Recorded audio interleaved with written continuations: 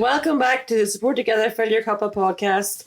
I'm Mrs. O, your host. On my left, I've got Mrs. Jim Cassie. Yes, you do. Gemma is in the house again. On my right, I've got Mrs. Una Mary. Hello, everybody. We are on our final episode, ladies. Number 20. Final ever episode. No. Final episode. No, final episode of season 2. We have in the bag 30 or possibly 31 episodes of the podcast recorded. Oh my word. Can you believe it? No. But we do. I know we like to talk. Yeah. And I know at the beginning I was so apprehensive in doing the podcast. And it was yourself, Ciara, that really wanted to try it out. So we said we'll do a pilot. We always use the word pilot. Let's get out of jail, Ciara. Of course it is, because if there's any hiccups or whatever. And now we're what? Season 2, episode 20 is what we're recording today. And we could do much more. We will be doing so much many more topics to cover. Yeah. We've had loads of different guests in over this whole season. We definitely from mummies and sons and my daughter, Caitlin Mary. We've had Louise from Little Forget-Me-Nots. Yes. Mandy Mandy. She might have been the first one. The first? Oh, she might have been. Yeah, we want to get Mandy back again. Yeah. But we're finishing off with ourselves, the three amigos. Riga. Andre. And feeling hot. She's going to start singing that song. That's our song, She Gemma. used to sing it all the time. Yeah. In the office. Done that That's it. Now, yeah, it's going to be in my head today. So today, we're going to talk a wee bit more about a subject or a topic that we've hinted on before at different times. You always hear me talking. You always hear Mrs. Leonard talking. I know, sorry and about today, the focus is on wee Jam. Jam. Our little ray of sunshine. And she hasn't got the leggings on today. Thank the Lord. I love our leggings. I wasn't prepared now today for the leggings, or otherwise I would have had them on. Yeah. Okay, yeah. To annoy Ciara. Just to annoy me, but I would need sunglasses now to be ready for that, Gemma. Well, I still have the shoes on, so it's all right. Didn't even notice the shoes. Love them. So I didn't. So our topic today, and you have mentioned it a few times, and you are a mum of one to little Patrick. I am indeed. And I'd say I'm probably thinking about it more nervous today. Right. I know, and I've no issue talking about my journey and things like that there, as you well know. But even just having the focus on me, it's making me a wee and bit also, nervous. You probably want to do it justice. Yeah. And we wouldn't ask you to talk about it if we don't think you could. No. So Gemma's going to speak today about her journey through IVF. And I'm sure there is many a mummy, and I'm sure at one stage you were that mummy, Gemma, listening and maybe hoping for somebody just to speak about it.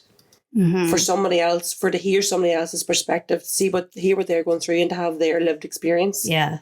So today is only going to be a wee snippet. Yep. Where, because I think we have more things to come in season 3, which we will have season 3 in America. Okay. And you'll never get me to shut up in season 3. Yeah, there you go. Deadly. So season 3 we'll do, I'm thinking and planning ahead here in my head. We actually could maybe bring in another mummy or so and have a conversation, a 2-way conversation between yourself and her. Because we're finding in the charity that there's a lot more coming through. You are finding yourself that you're being approached by parents. Absolutely. Yeah. And I suppose where I would have found a shame and a stigma around postnatal depression, there is a certain amount of stigma around IVF. Yep. Absolutely. And I suppose we're going to start chipping and breaking that down. Different ways, even. different Why ways. is there stigma, Gemma? I don't know. I think a lot of people have it. Is it a shame that their bodies failed them? I don't know. I didn't feel that way, but I suppose I had endometriosis, which was why we couldn't conceive, and then Sean had issues as well on his side, so the two of them together made it very difficult for us. But I suppose it's a shame that you have failed in some way, and you have that guilt that I couldn't produce a baby. Like I thought I had regular periods all throughout my life from 11 years old. I could have counted to the very hour when my period was never on any contraception in my life because I didn't want to be playing, what's the word I'm looking for? Messing with nature. Okay. So you didn't have any hanky either then? Oh, well, no. There's other ways now. Okay. Must get you to fill me in on that now. So if I bring you right back, when did you start the journey? Did you always know that you were going to have to go down an IVF route, or did you? I think we probably did. Like, even before me and Sean got married, like, we weren't actively planning, but it never happened for us, even though we weren't careful in a polite way of saying it. But and you're having loads of fun. It was in the back of your head, right? I might need to go down that route whenever the time comes. Okay. And I suppose then throughout the years, as I got older, you hear more things about people going through IVF, and you're like, I'm going to have to go through that at some stage. So I'd say we got married in 2012, so we're 12 years married. Like, wow. You'd have a deal quicker, wouldn't you? You would, wouldn't it? For doing what? You'd have the time done. I don't know. But so I'd say I went to the doctor in 2016 initially, and we had been actively trying then for a good while. Now, I didn't get seen with the regional fertility clinic in Belfast, it's in the Royal, until about a year later. Went through investigations with a consultant, Professor McClure, and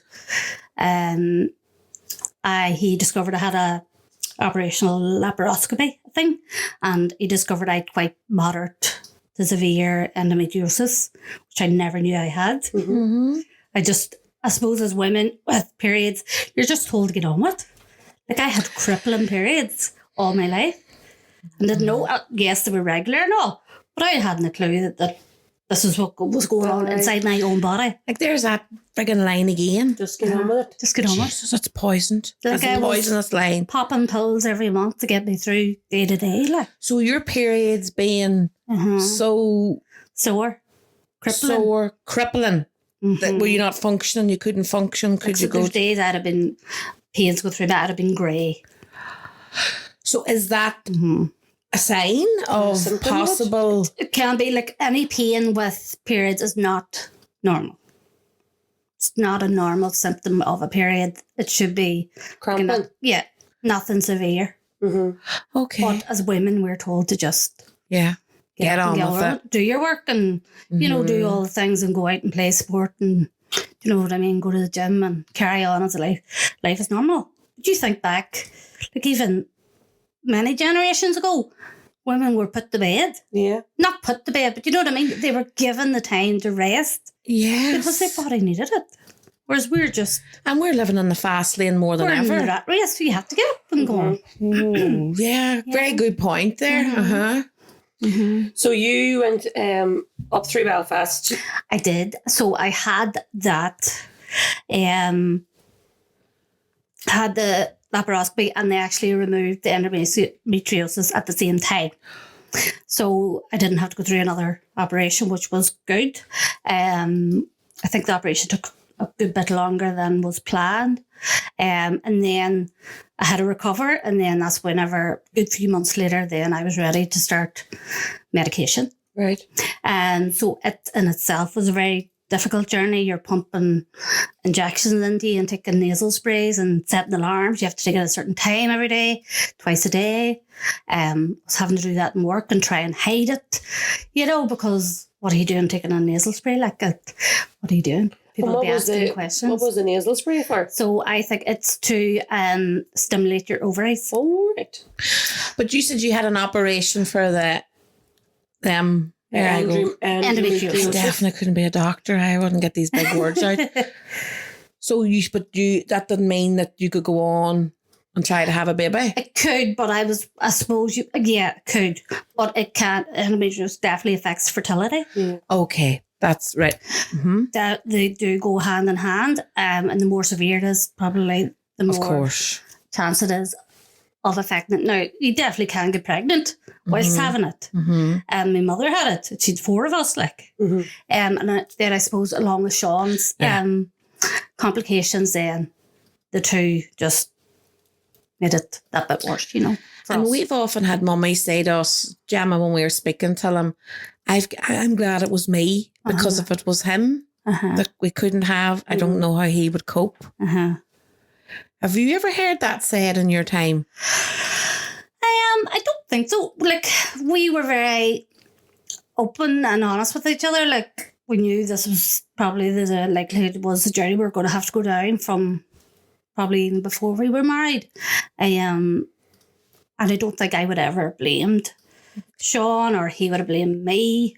Do you know what I mean? You're working together as a team. And I think why these women are saying is they feel they could cope with it better, but that's even sad in its own. I'm glad it's me, not him, or I'm glad it's that it's him, not me. You know, as you've rightly said there, it's a togetherness. You're married, well, maybe not married, but you're together as a couple trying to conceive a child. So does it matter whose fault it is? Blame's not going to help. No, by no shape or form. No, it's about togetherness and that connection and working together. So you talked about you were at work and you were sneaking, taking sprays and your injections. Yes. And now I didn't have very many side effects from the medication, but it was the mental toll took a lot more out of me than I gave it credit for.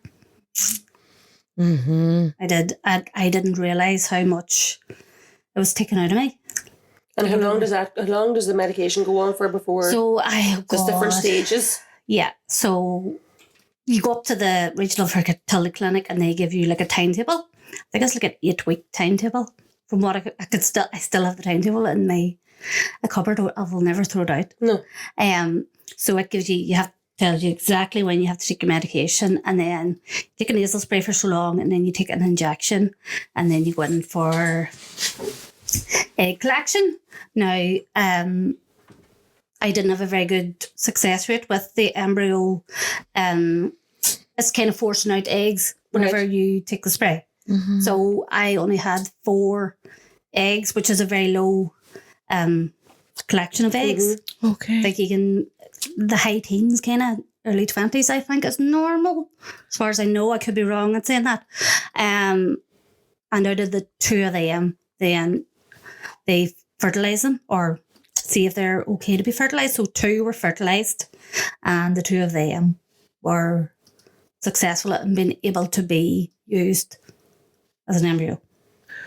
And how long had you had to take? Did you say that maybe? How long were you taking the treatments? That was your first round of. Yeah. And so that was paid, or that was NHS funded. NHS. Yeah. So also you have that in the back of your head. If this doesn't work, how many rounds do you get through the NHS? You get 1, but then if you have any additional embryos after that, you can go through another round. Okay. And then that's the full treatment that they will fund. I know they had talked about increasing it, but I don't know whether that was ever. That's something probably we can look more into. Yeah. So had you travel up and down to Belfast for this? So you're saying that you didn't have no side effects. Can there be side effects from the treatment? Yeah. You can have side effects from overstimulation of the ovaries, and that's trying to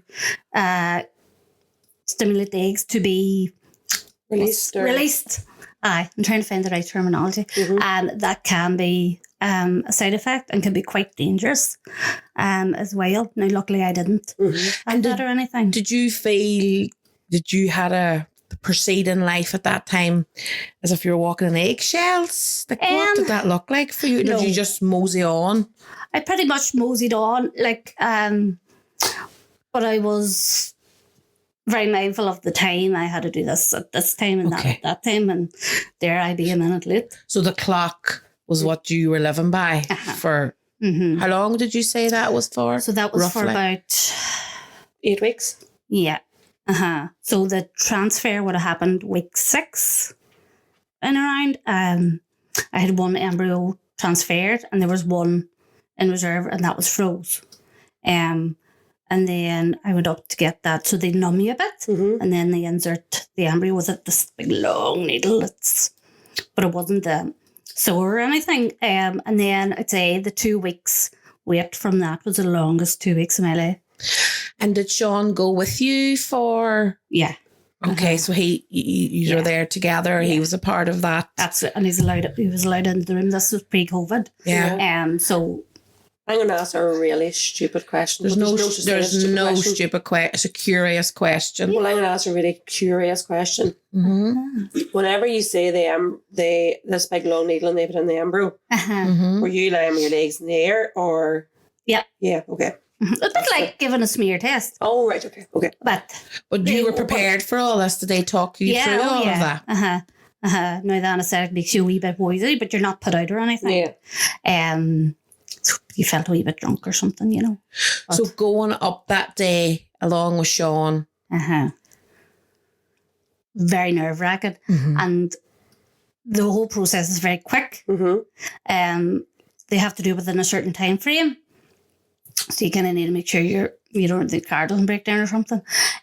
But procedure was very quick, and walking out, you're nearly walking with your legs close together. Something falls out, and nothing can fall out, you know. But you would I totally get that. I'm sitting with your grasp my legs, and there's no one inserted. Yeah. So even that, like, I remember walking out. And then 2 weeks wait. 2 weeks wait. And I would say I done a pregnancy test every single day. For the 2 weeks? Probably more towards the end. Like the first couple of days I mightn't. But then towards the end. Right, so now this is where I'm getting get the butterflies. So tell me about getting that positive test. I would say after about 3 or 4 days before, they tell you when you can take your first test. Right, okay. Obviously, you can do it before it, and I was thinking, and you did, of course I was, couldn't wait. And I could see a very, very, very faint line, and you had that wee bit of hope. And then the next day, it was a wee bit darker. You're like, that's it. Maybe it's not. Maybe it's not. I don't want to get my hopes up. And then that kept happening for a couple of days. And then I was up the day that I was allowed to test. I got up at 6 o'clock in the morning. And the first thing I done was pee in a pot and do a pregnancy test. And why'd you pee into the pot? To make sure you got the pee? Oh, to make sure I got enough. Because the first pee in the morning's the best. Yeah. Okay. And I remember sitting down at the table and getting that positive. Were you on your own at that time? No. Sean was with me. He was out, but get up and heading to work that day. Tell us a wee bit about that. Such an emotional day. Like, I couldn't believe it. Like, I was very blessed and lucky. It worked first time. Very blessed. I did a lot of praying. I'm very, very much into my faith. Not everybody is. But I prayed to St. Anthony, Padre Pio, and I prayed to my daddy. Because he loved children. And I know he gave me Patrick. So he did. So this 2 lines came. And how did Sean? Was it disbelief? Was it, do we celebrate? Do we hold our breath? You had to hold your breath. Because although, yes, I got that in 2 lines. The regional fertility clinic don't confirm it's a pregnancy until 7 weeks. So you go up again and they do an internal examination, an internal ultrasound, and that was another emotional day. So whenever they're scanning you at 7 weeks, there's a heartbeat, isn't there? Yeah. So you got to hear... I got to hear wee Patrick's heartbeat at 7 weeks. It's like a galloping horse, isn't it? Yeah. I remember Sean was working in Belfast that day, so it worked out that I went up and I met Sean where he was working, and I was eating chips and all in the van while he was working away, and then we went to the appointment. I remember putting on the gown, and the doctor, it was a lady doctor, had done the ultrasound. I just remember that, Wow. and that was it, confirmed. And I just burst out into tears. And had you told anybody in between times? My mummy. Just your mummy? That was it. That was it. As far as I can mind. Because you said you were at work taking it, so you didn't even did you feel you couldn't inform work, or did something that you feel was back to that stigma, shame, or I was when I was going through my journey. I suppose I was in a transition of jobs. Like I'm trained in retail management and all, and things. So my career had taken a slightly different path. And I was working in a hospital county, which is a very stressful working environment. Now, I did have to tell them earlier than I would have liked because they were wanting me to do more hours, and I couldn't say, do you know what I mean? I had to tell them my reasons why. But that's why I'm saying it is important that often you have to share it with somebody within your work, and if as your line manager, or whatever, because there is, as you say, late hours, different things, you need, and time, you kept saying time is so important when you're taking, the medicine or the stuff leading up to it. So but a lot of people don't tell their employer. And I think whenever I became found out, especially at 7 weeks, even before that, like I remember being at work, and I know this sounds silly, but I felt like I felt the embryo attaching on, and I don't know whether that's me being doolally or what, but I just remember thinking that's gonna work. I could feel it. But you had faith, you'd hope, Gemma. That's what we would see with you. You're a very hopeful human being. Yeah. So whenever you get the positive pregnancy then with them at 7 weeks, does your journey end with them then, or do you go back to your own midwife and you're just a consultant at home? Or so you get booked in with your midwife. Now you do be usually consultant led or half, shared with midwife consultant led, which I was. But there's not really any more they can do for you at that stage. Yeah. You obviously let them know at the very end, whenever Potter was born, we let them know there was a live birth. So I suppose for their records and things. But no, that's really the journey with them over. So obviously they're there if you need them. You can always ring them up. They're brilliant. Yeah. But no. This is Fill Your Cuppa, the Support Together podcast, and we couldn't bring the podcast to you today without the support of Clarity Scanning and Holistic Health. Clarity Scanning and Holistic Health is a private pregnancy, ultrasound and complementary therapy facility. Their mission is to provide a more holistic approach during your pregnancy. Visit clarityoma.com. And your pregnancy, how did that look? How did that feel? I was over the moon. I was very, very, very happy, but consumed with anxiety. Pure anxiety. And did anybody ever say to you, was it always, oh my God, this is amazing, this is amazing, you should be so happy, you're so grateful? People know. Oh yes, I'm very open. Yeah. Yeah, so like it wasn't... I wouldn't have hid it away, but I maybe wouldn't have said, oh, I had Potter. Do you know what I mean? Yeah. But I certainly wouldn't have hid it by any means. Did anybody ever say, oh, Gemma, I'm sure you're worrying, Pat. I'm sure there's days you're consumed with anxiety because time, get it back to time again. Time you wanted this baby to grow and, of course, welcome it into the world, which we know now is little Podrick. He's turning 6. Turning 6 this weekend. You're celebrating his birthday with his wee friends. So no, that was never. No, I don't think so. Now, I did have a couple of wobbles throughout the pregnancy, and I did receive a couple of sessions of counselling via telephone from the Fertility Counselling NI, which is based in Belfast. But I don't know of anywhere else where you could have received support at that time. But I didn't realise how I was wound up like a jack in the box ready to explode. This is a curious question, but the sessions, your wobbles weren't about fertility. Was it your anxiety of what was going to happen, or your? But also, and this would be me anyway. If I'm feeling anxious, I'll fixate on something else. Something else totally irrelevant that doesn't matter in one iota, but I will fixate on that and make that my worry. Right. Rather than the worry that I actually need to be worrying about. Yeah. So what was that? What did you fixate on? I can't remember. It was something stupid, but I made that my washing machine was spinning away. It was bigger and bigger and bigger and bigger and bigger. But I didn't have the education back then to know that. And do you feel that, say, for example, if somebody did say to you, God, Gemma, I'm sure you're anxious, pet. I'm sure, that's just, would you have thought bad of that person? Would you thought, how dare them? No. Or would that have, because I think that's important, because often we are walking in eggshells, and it is, of course, people are going to be celebrating with you and so chuffed for you. But there's a long journey ahead, and it doesn't stop when you bring that baby into the world. No. Because there's still a new chapter then.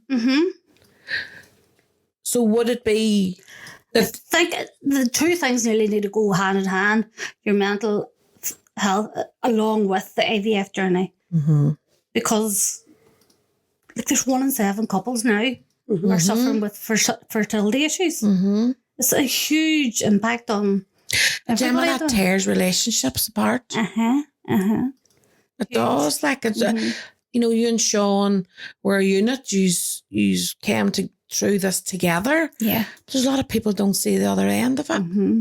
Well, that is reality, isn't it? It'd be a very difficult Because it journey. takes and blame and why and the what ifs and blaming your body. Having that yet again, because it's often whispered. Yeah. Think they had the wee boy by IVF. I don't whisper. No, we know that. We know you don't whisper. And when that's the way I you don't think want it. anybody should have to whisper.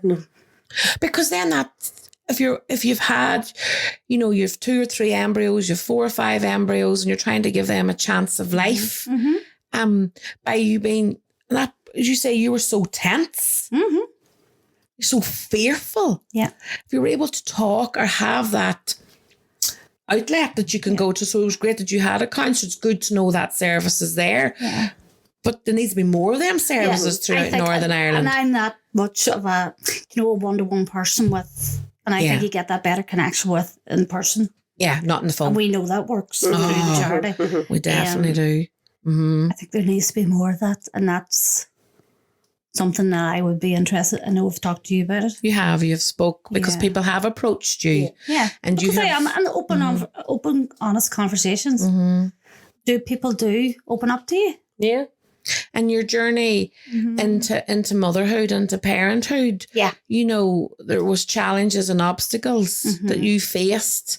Yeah. And then you and Sean welcomed Podrick into this world. Did you know it was a boy? I did. Had you the name and all picked? I did. I had the name picked from school. There's a wee boy in my form class, Podrick, and I always loved the name Podrick. And I said to Sean, if I still like the name after 20 years, that's a good name for my son. And he's Podrick Terence. So Terence is after Daddy. Yeah. And that's very special to me. So this little bundle was welcomed into the world on what date did you say there? 21st of May. It was 6 days overdue. 6 days overdue. And then you brought him home.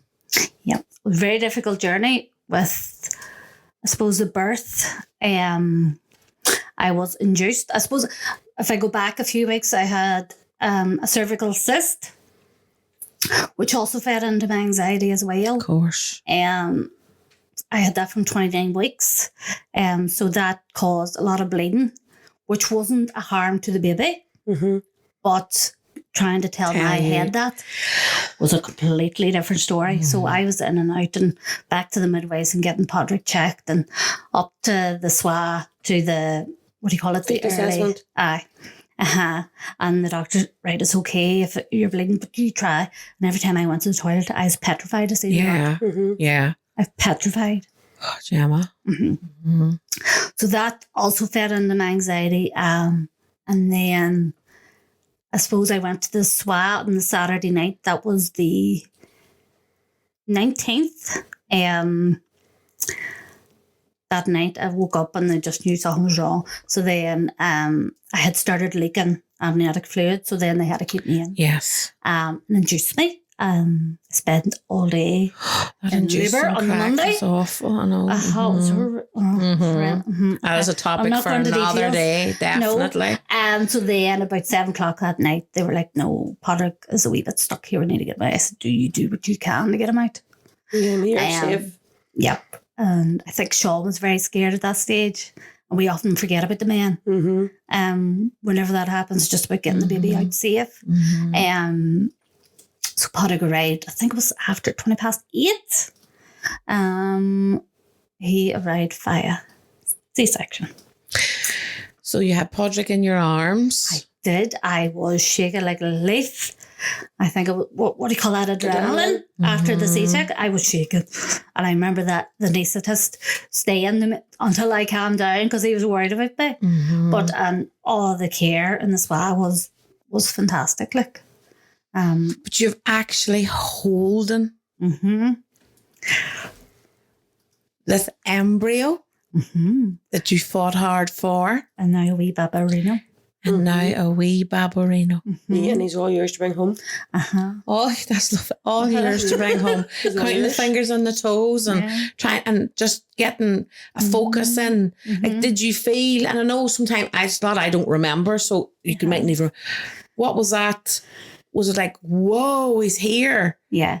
I remember, of course you're so joyful. Like I remember Sean and him in the, the delivery suite or whatever you call it.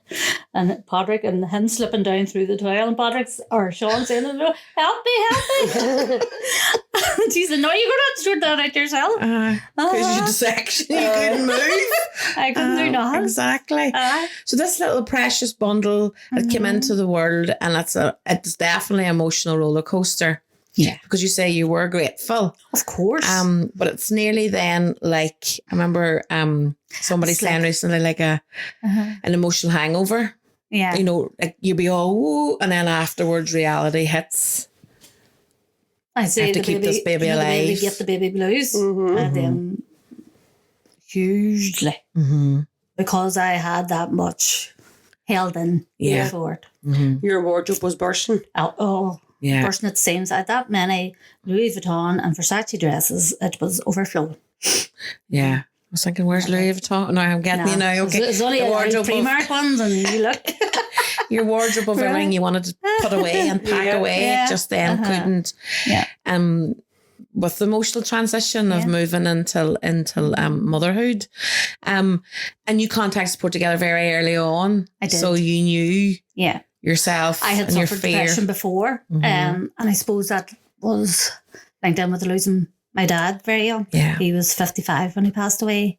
I was 23. He died of pancreatic cancer, which was a very difficult journey in itself. And I didn't deal with it back then. I was very young. Wasn't in touch with my emotions at all. So it's no wonder I then became depressed. Now I did get better, and I was in a good place before I went through IVF. But I suppose then, whenever the anxiety was getting, the bubble had burst, more or less. I was like, nah, I know I'm not right here. I need to reach out for support. Yeah. And so begins the journey of Gemma and Support Together. Yeah. Big time. She's been on a hell of a lot of journeys, Gemma. Oh, God, yeah. Hasn't she really? Yeah, definitely. An absolute, yet again, sitting in front of us, another inspiring woman. No, Gemma, not well. It's a fact. Yeah. We spoke to Susie, and we have you here, and we all are. We know we've amazing strength, and our stories and storytelling is so important. It's so important to talk about these topics, because if it helps to move one more person onwards rather than them feeling stuck Yeah. And we know there's much more to this topic. Oh, we could talk for And hours. we are going to visit it again. Yeah. Yeah. But it was nice for the introduction. It was, because we know there was another embryo. Yeah. There was. Yes. Yeah. And that's where you've educated me so much as well. So much on the IVF journey and the embryo. Because I said, Gemma, what do I call it then? And I think of somebody looking outside, it can be very daunting to even ask somebody what. Yeah. Yes. But you know what I mean? Once you kind of get to know the terminology and what the process is. And there's no harm in asking No, a and even curious question. And even for couples going through fertility issues and looking to go through IVF, it's even good for them to know what the process is, because I hadn't a clue when I was going through it. Do you know so what I mean? interesting. Yeah. Because you feel you're losing control, Gemma, as well. I was just doing what I was told. Yeah. Yeah, waddling duck syndrome. Uh-huh. But the most important thing is, wouldn't it be, is to look after self and each other. Yeah. Yeah. Amazing. It's amazing. Oh, It's yeah, lovely. it is, It's a and lovely way to finish season 2, I think, Because your journey is immensely important, and your education within the charity. And we have people who've approached us who have had, the journey similar to you. And then when they have a baby, they are feeling anxious and they are feeling The baby don't give depressed. themselves permission. Yeah.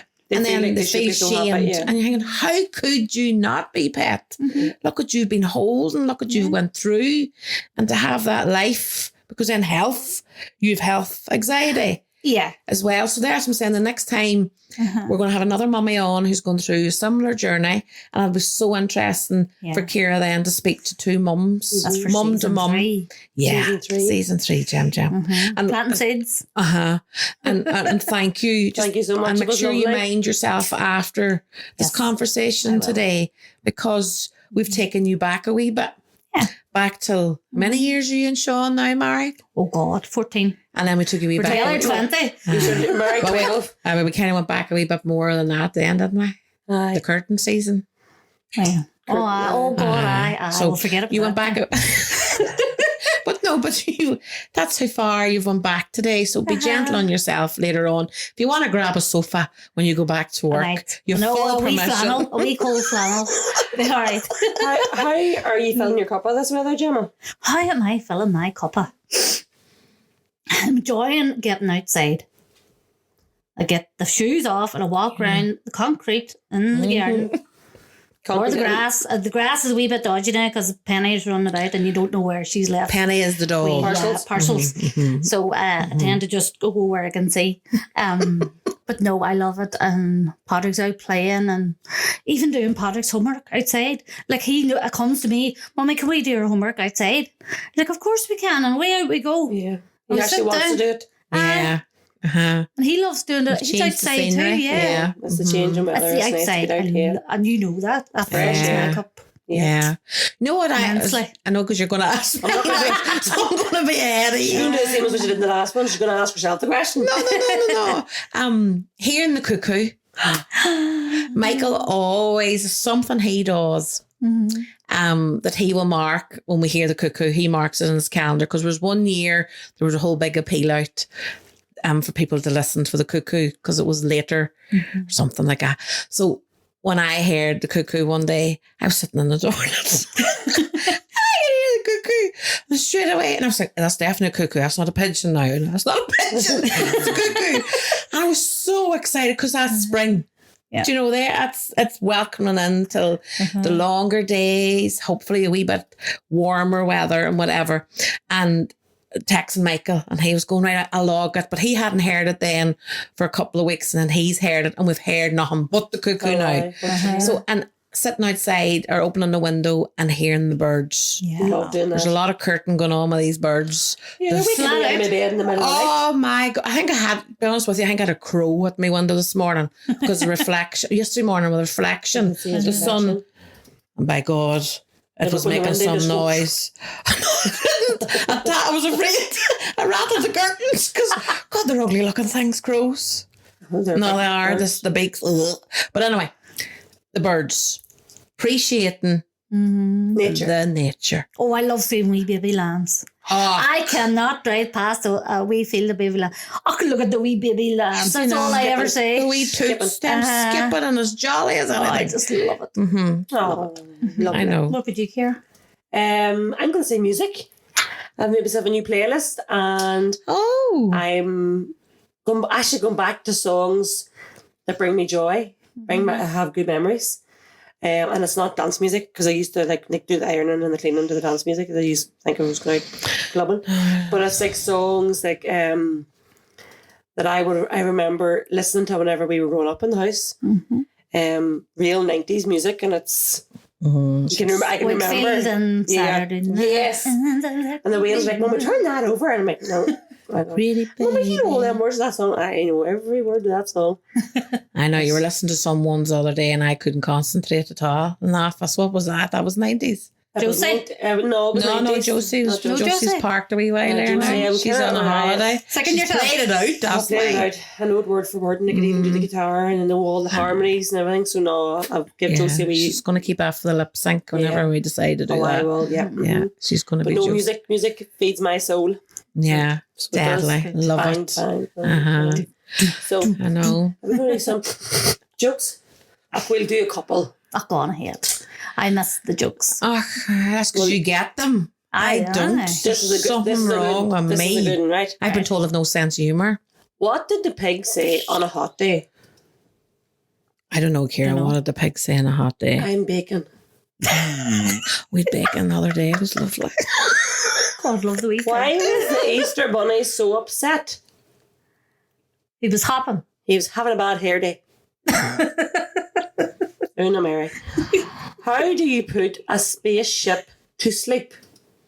Why would you put a base? Come on now. Come on. Wise up. Why would you put a spaceship Why to would sleep? you put Sorry, a I'm just spaceship? going to Gemma. Why would you put a spaceship to sleep? How? How would you put a spaceship? How? Wrap it up in tinfoil. You rocket. What are 10 things that you can always count on? Your fingers. Yes. No, but you might not have 10 fingers. So you can't always count in your fingers. Well, you have 10 toes.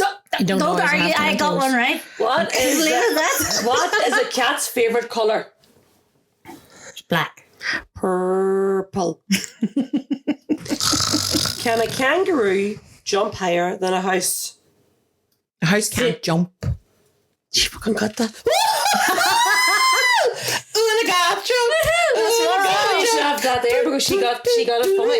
She got it, so it's a funny one now. No, it's not funny. It's fucking absolute silly. That's the whole point of it. You're never going to get that breath back again, Ciara. Out of them jokes.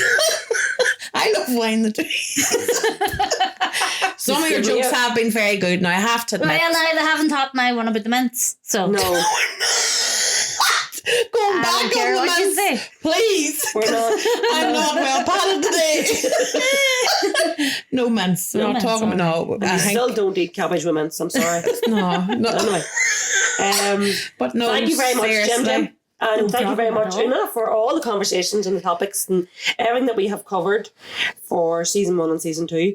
I am not going to lie. I'm actually a wee bit relieved to see us coming to a wee break because I'm not going to say I'm getting annoyed listening to my own voice, but I'm kind of fed up talking a bit.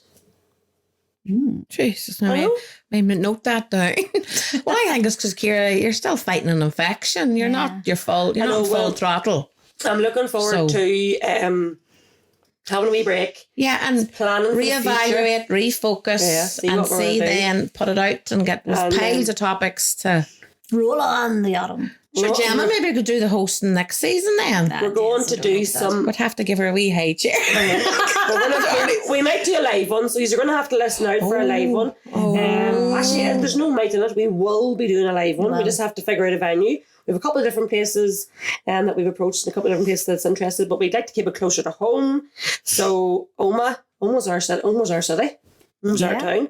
So we need to get looking. That's where the charity grew. Yeah, that's where we grew. So, and this would be us inviting people who've been a part of the podcast, our members, and other wonderful people to come and celebrate our project, Stand Tall, Shine Bright, which is coming to a close. I know, but here, September, but hopefully we'll stretch it till... We're going nowhere. Can't go anywhere. No, we We're can't. going nowhere. But I'm afraid Girls needs funded. Girls, for season 2, episode 20, Yeah. we're done. It's been emotional. It's been emotional. Download it, upload it, whatever. Tickles your fancy. Watch out for our little videos on YouTube and Facebook. And Ciara's some funny ones. And honestly, it's been a pleasure. it's been a pleasure. Absolutely. Bye. Mind yourself. Bye. This was Fill Your Cuppa, the Support Together podcast with me, Mrs. O, Ciara O'Gowan, my co-hosts Una Leonard and Gemma Cassidy. Brought to you today by Clarity Scanning and Holistic Health and produced by 9874 Creative.